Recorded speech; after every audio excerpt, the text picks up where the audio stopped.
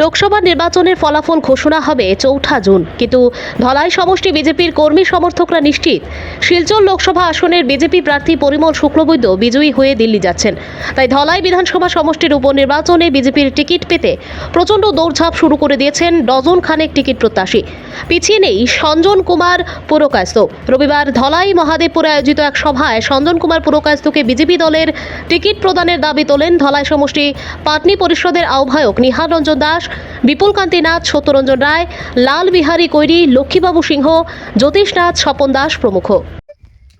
নমস্কার সঞ্জন কুমার পুরকায়স্থ মহাশয়। নমস্কার।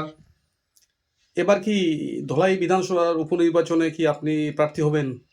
অবশ্যই এইবার ধলাই বিধানসভা সমষ্টিতে শক্তিশালী দাবিদার হিসাবে কোন দলের? ভারতীয় জনতা পার্টির পক্ষ থেকে আমি দাবি দর্শাবো।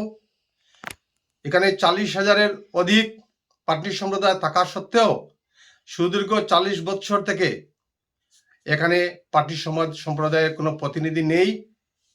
এইবার আমাদের মাননীয় মন্ত্রী ও তার বিধায়ক পরিমল শুক্লবৈদ্য সাহেব দিল্লিতে চলে যাচ্ছেন। সেই সুবাদে কিছুদিনের মধ্যেই বা কয়েক মাসের মধ্যে বাই ইলেকশন অনুষ্ঠিত হবে। মাননীয় chief minister Himanta Biswa Sarma Dhalai BNMP school খেলার মাঠে উনি বলে গেছেন প্রস্তুতি থাকার জন্য।